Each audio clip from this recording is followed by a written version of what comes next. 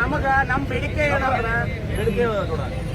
ಒಂದು ನಿನ್ನೆ ನಡೆದಂತ ಈಗ ವಿಷಯ ಅಂತ ಎಲ್ಲರಿಗೂ ಗೊತ್ತೈತೆ. ನಿನ್ನೆ ಶಾಂತಿಯುತವಾಗಿ ನಡೀತಕ್ಕಂಥ ಮೆರವಣಿಗೆ, ಶಿವಾಜಿ ಮಹಾರಾಜರ ಜಯಂತಿ ಮೆರವಣಿಗೆ ಏನ್ ನಮ್ಮ ಮೆರವಣಿಗೆ ಹೊಂಟಿತ್ತು, ಆ ಮೆರವಣಿಗೆ ಮೇಲೆ ಬಂಕಾ ಮಸೂತಿ ಒಳಗೆ ಕುತ್ಕೊಂಡು 100-100 ಮಂದಿ ಮುಸಲ್ಮಾನರು ಚಪ್ಪಲ ಕಲ್ಲ ಒಗದಾರ. ಅಂದ್ರೆ ನಾವು ಹಿಂದೂಗಳ ಮೆರವಣಿಗೆ ಆ ಮಸೂತಿ ಮುಂದೆ ಯಾಕೆ ಹಾದು ಹೋಗತ್ತಿ ಅನ್ನುವಂತ, ಅಂದ್ರೆ ಆದ್ರಿಂದ ನಿಮ್ಮನ್ನು ಬಿಡುದಿಲ್ಲ ನಾವು ಅನಿಸುವಂತ ಒಂದು ಹುನ್ನಾರ ಇದೆ. ಅದಕ್ಕೆ ನಾವು ಇಲಾಖೆಯವರಿಗೆ ನೇರವಾಗಿ ಹೇಳ್ತೀವಿ.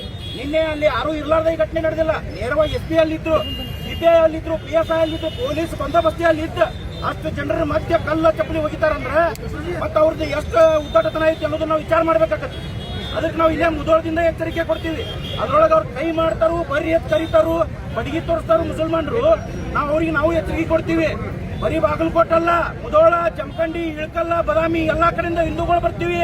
ಅದ ಬಂಕಾ ಮಸೀದಿ ಒಳಗೆ ನಿಮ್ ಬಾಯಾಗ ಬೂಟ್ ಇಡ್ತೀವಿ ಅಂತ ಹೇಳಿ ವಿಡಿಯೋ ಮಾಡ್ಸಾಕತ್ತೀವಿ. ನಾವು ನಮ್ಮ ಕಡೆ ವಿಡಿಯೋ ಹೊರಗೂ ಬಿಡ್ತೀವಿ, ನೋಡ್ಕೋರಿ. ಏನ್ ನಿಮ್ಮ ಕೈಲೇ ಕಿತ್ಕೊಳಕ ಬಂದ್ ಕಿತ್ಕೋರಿ, ಅಲ್ಲಿಗೆ ಬರ್ತೀವಿ. ಮುಂದಿನ 2 ದಿವಸದೊಳಗೆ ಒಳಗಿದ್ದಂತ 200 ಜನ 300 ಜನ ಏನ್ ಮುಸಲ್ಮಾನರು ಅರೆಸ್ಟ್ ಆಗಬೇಕು. ಅರೆಸ್ಟ್ ಆಗ್ಲಿಲ್ಲ ಅಂದ್ರೆ ಅವ್ರೆಲ್ಲರೂ ನಾವು ಹುಡುಕಾಡಿ ಬೂಟ್ಲೆ ಬಡ್ದು ತಗೊಂಡ್ಬಂದು ಸ್ಟೇಷನ್ದಾಗ ಕೊಡ್ತೀವಿ ಅಂತ ಹೇಳಿ ಇಲ್ಲಿಂದ ನಾವು ಎಚ್ಚರಿಕೆ ಕೊಡ್ತೀವಿ. ಬರುವ 2 ದಿನದೊಳಗೆ ಅರೆಸ್ಟ್ ಆಗಿಲ್ಲ ಅಂದ್ರೆ ದೊಡ್ಡ ಪ್ರತಿಭಟನೆಯನ್ನ ಎಲ್ಲಾ ಹಿಂದೂ ಸಂಘಟನೆ ಕಾರ್ಯಕರ್ತರು ಕೂಡ ನಾವು ಇಲ್ಲಿ ಮಾಡೋರ್ತೀವಿ.